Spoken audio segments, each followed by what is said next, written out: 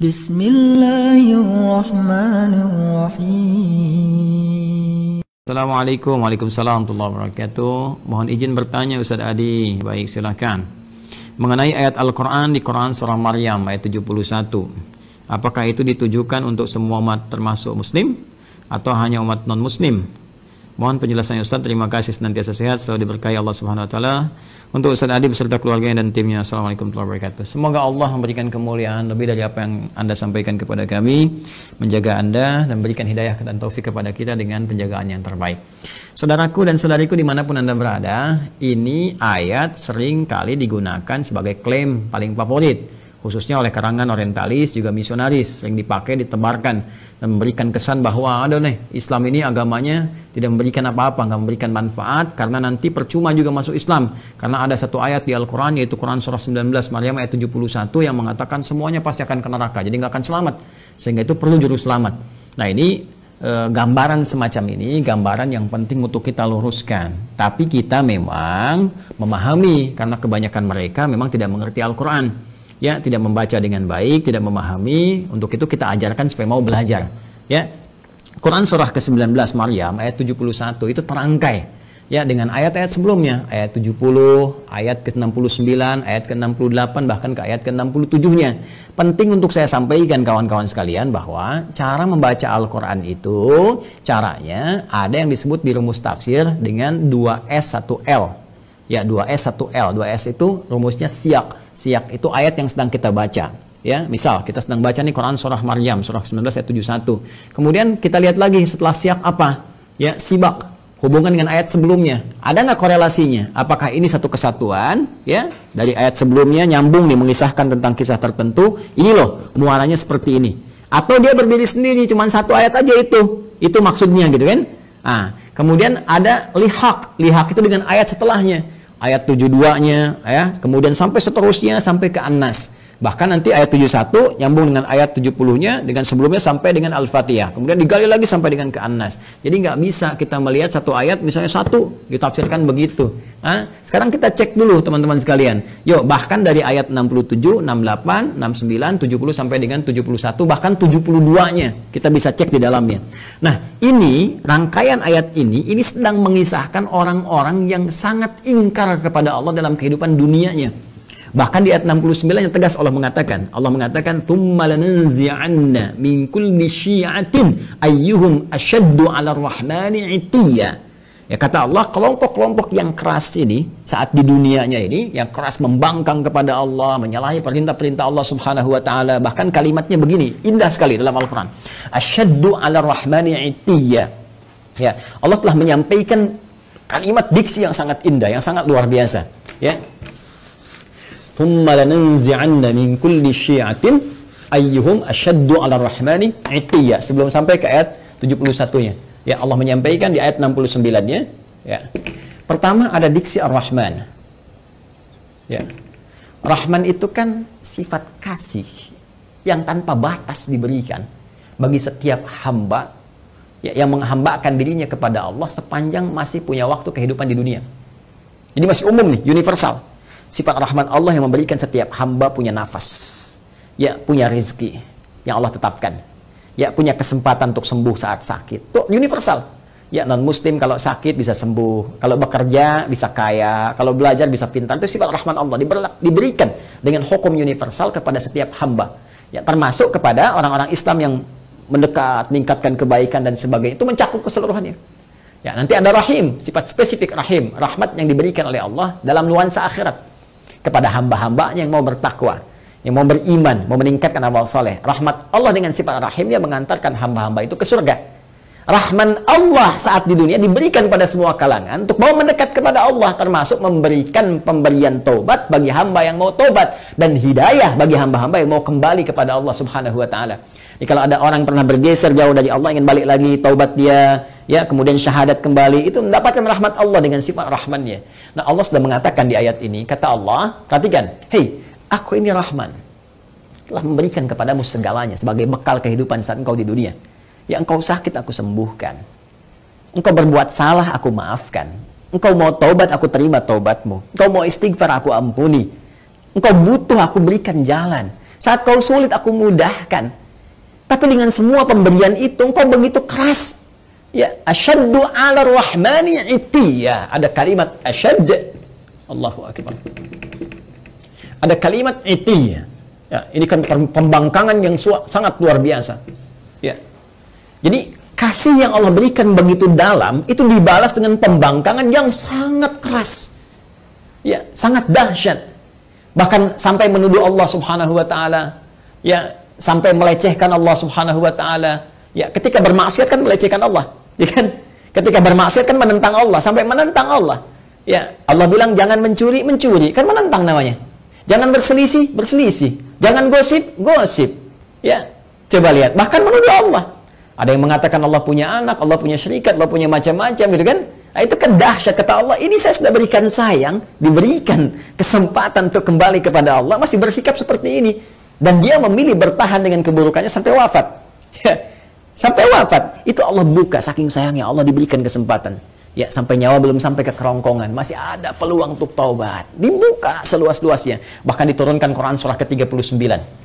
Quran surah ke-39 di ayat 53. Az-Zumar ayat 53. Qul ya ibadiyalladzina asrafu ala anfusihim la taqnatu min rahmatillah. Tuh. Qul ya ibadiyalladzina asrafu ala anfusihim. Katakan Muhammad SAW kepada setiap hambaku yang pernah berbuat israf. Israf itu berlebihan, lebih. Jadi udah nggak kerukur lah. Ya kalau dalam konteks keduniaan misalnya ya ke pernikahan prasmanan sampai nambah 9 kali itu israf. Ya, ada israf dalam berbuat dosa.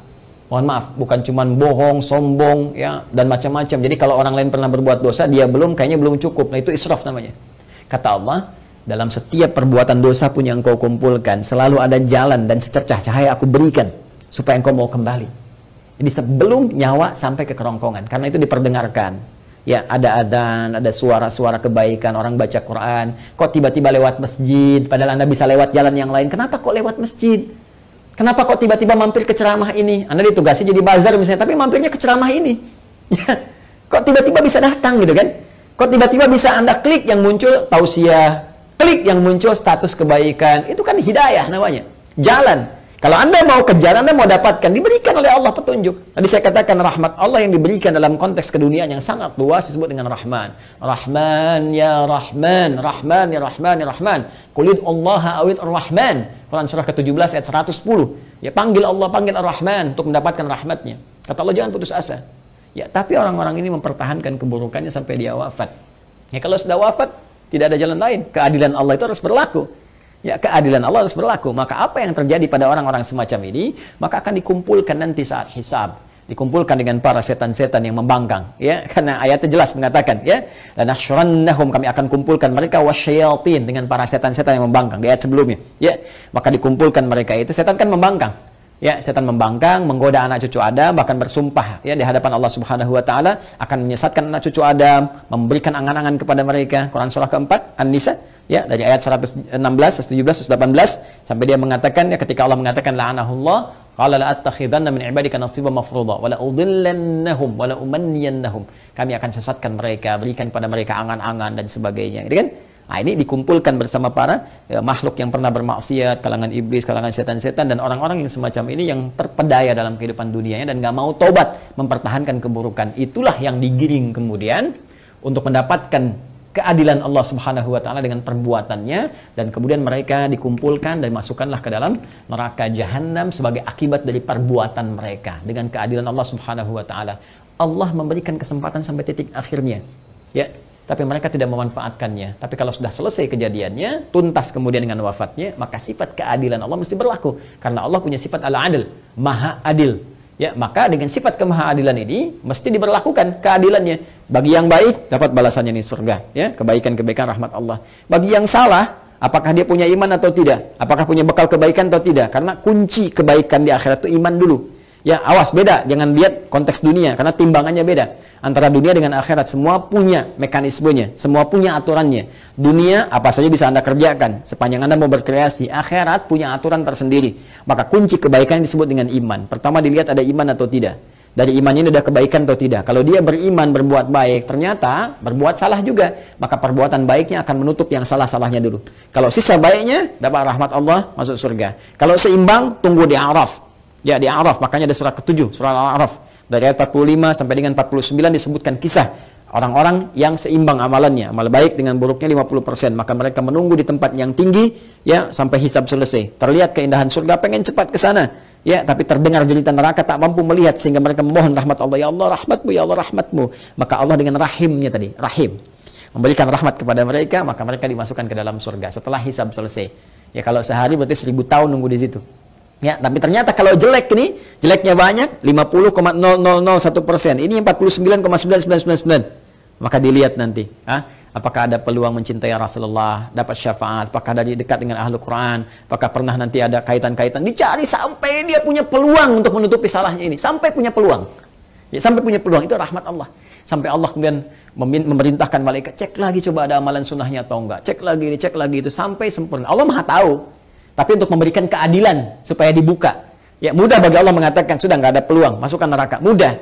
Tapi ketika Allah katakan buka catatannya, perlihatkan kepada dia, terbuka semua sehingga semua potensi kesadaran dia, pemahamannya, dan tidak ada hujah lagi di hadapan Allah karena semua dibuka dengan semua bukti-buktinya.